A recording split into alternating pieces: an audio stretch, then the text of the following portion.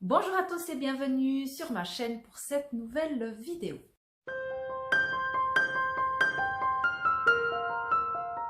Je vous retrouve avec grand plaisir aujourd'hui pour cette suite de vidéos, donc la partie 2 sur 3 de ces livres que j'ai envie de lire en 2025. La première partie de cette série de vidéos, je vais tâcher de vous la mettre en lien en barre d'infos ou en petit i, on verra si j'arrive à le faire. Donc la première partie traitait des gros livres, 15 gros livres que j'ai envie de sortir de ma palle en 2025. Dans cette deuxième partie, je vais vous présenter des livres qui entrent dans 4 catégories. La première, c'est les journaux correspondances. La deuxième, c'est la littérature contemporaine.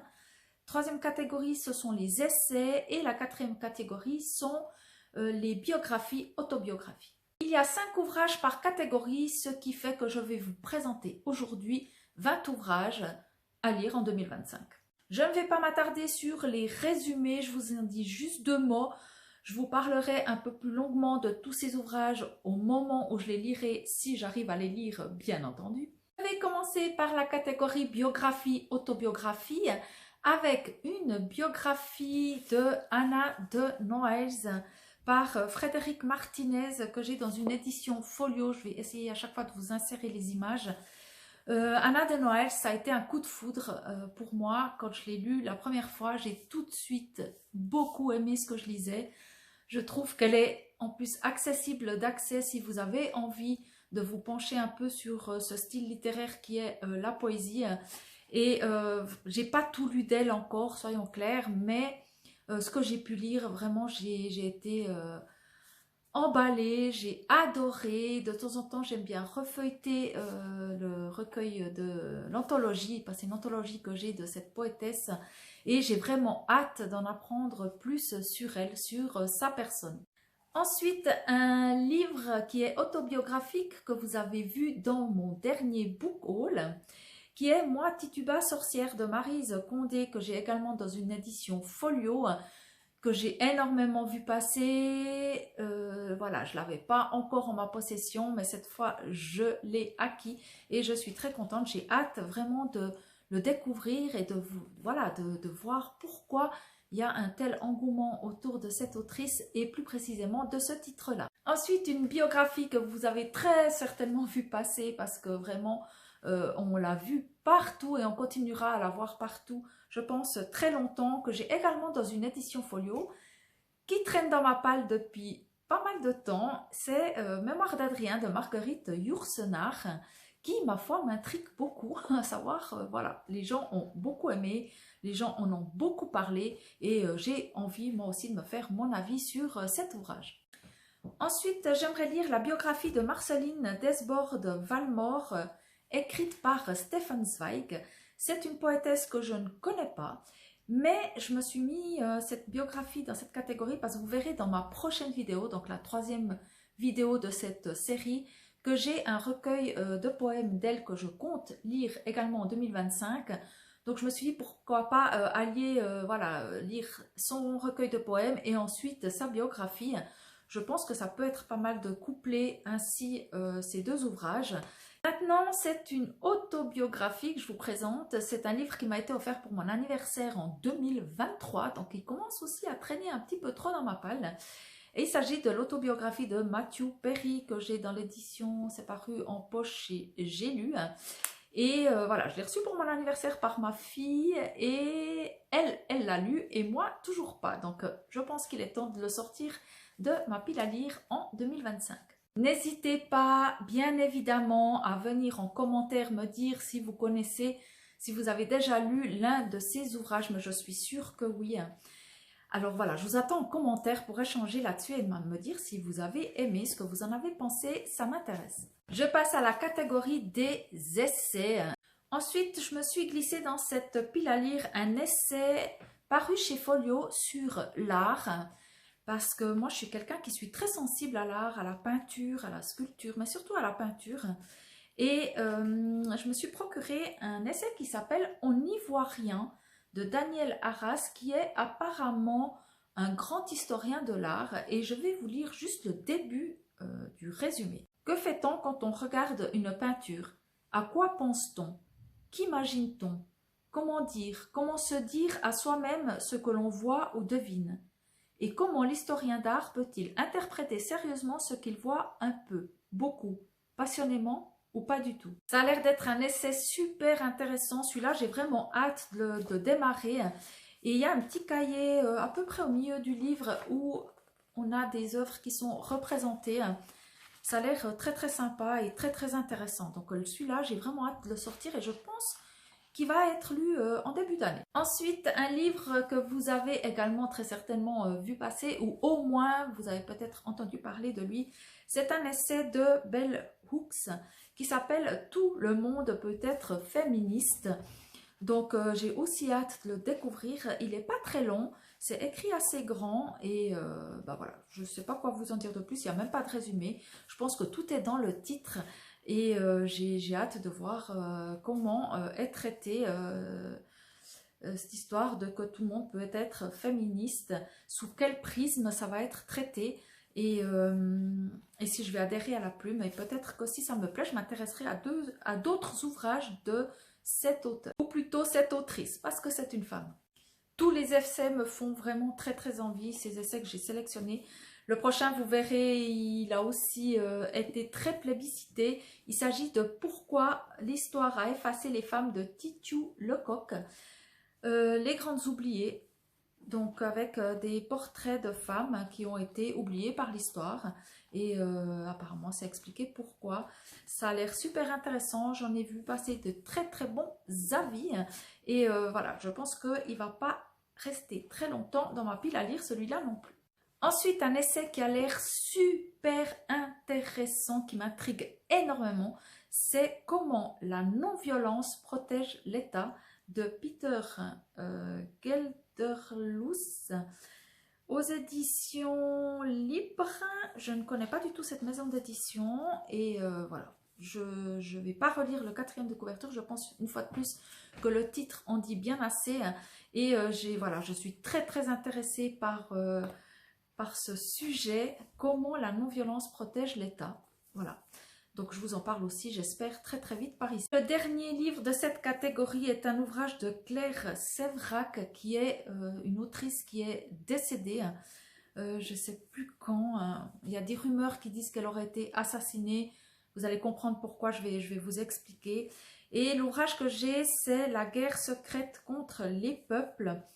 Et cette dame, en fait, a fait une grosse enquête durant 3 ans, je crois, sur les dossiers secrets de la CIA. C'est quand même peut-être un peu complotiste comme ouvrage. Je ne sais pas encore jusqu'où elle va aller, mais voilà, comme quoi, là-dedans, on va parler de, par exemple, ces épanchements épanchements, je crois qu'on dit, par les avions dans le ciel quand on voit ces traînées. Est-ce que c'est toxique, pas toxique? Qu'est-ce qu'il pulvérise? Est-ce qu'il pulvérise quelque chose?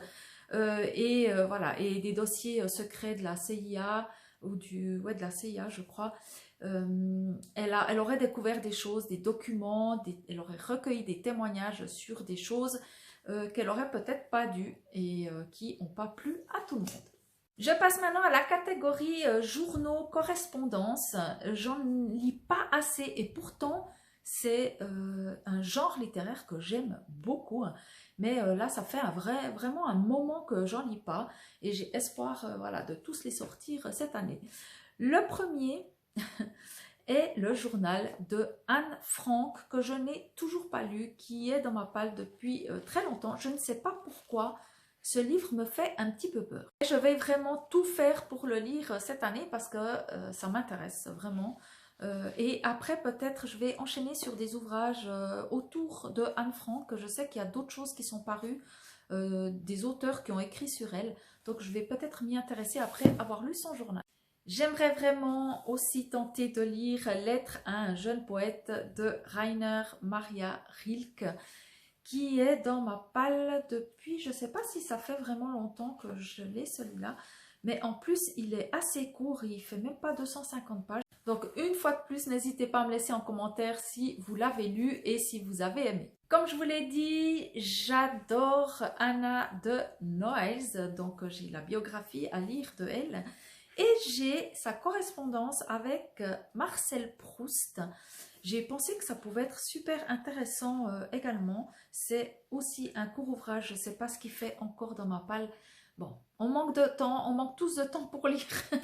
Et voilà, bah, il est toujours là et il me fait très envie. J'ai vraiment hâte. J'ai jamais lu Proust encore.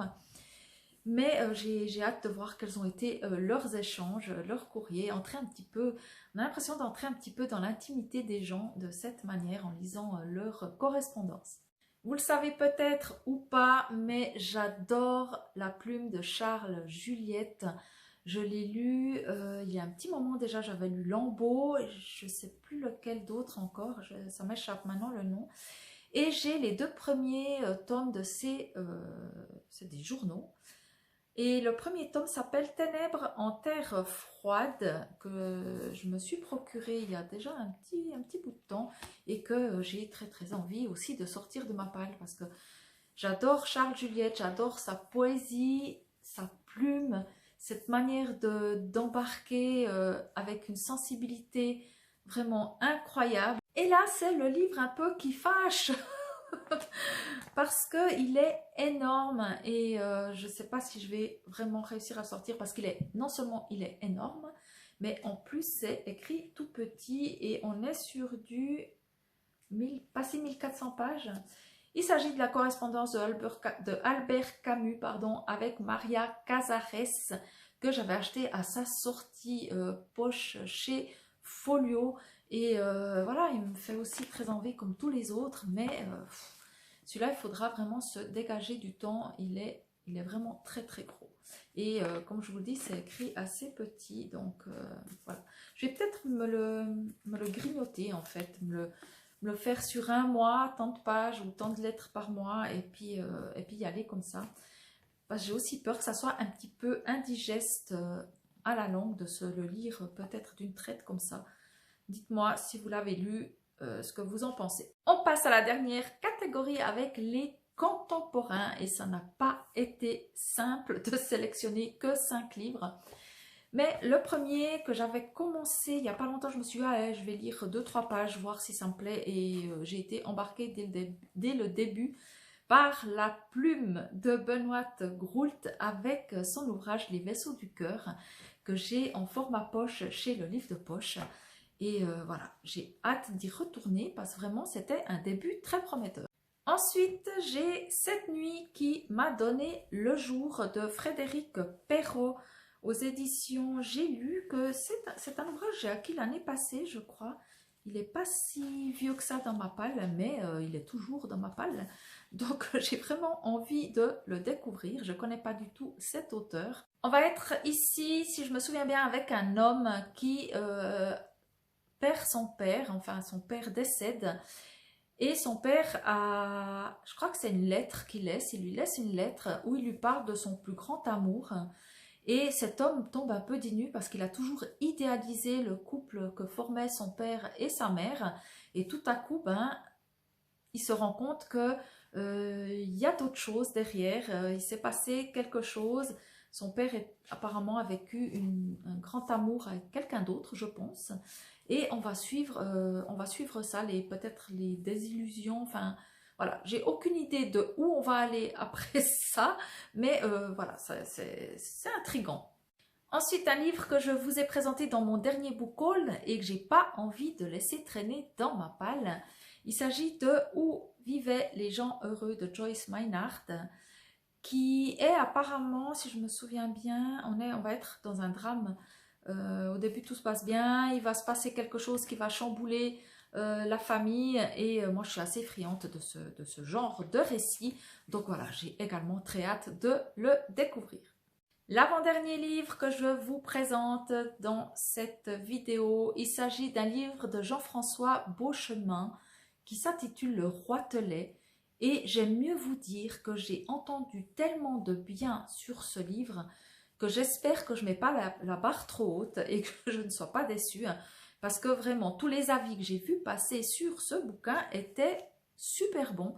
Donc voilà, il est court, donc normalement je devrais réussir à le lire en 2025.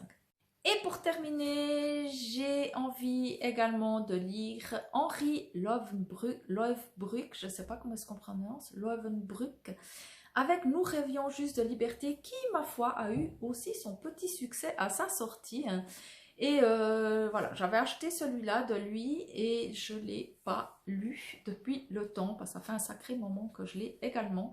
Et j'espère qu'il va sortir de ma palle durant cette année. Il y a une petite phrase d'accroche en haut du livre qui dit, enfin à l'arrière du livre, « Un grand livre sur l'amitié, la loyauté et la trahison, un véritable uppercut ».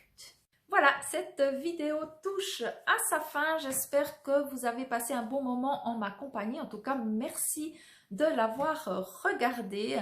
J'espère que vous faites de belles lectures de votre côté. Et je vous dis à très vite par ici ou ailleurs. Et surtout, prenez soin de vous. Salut!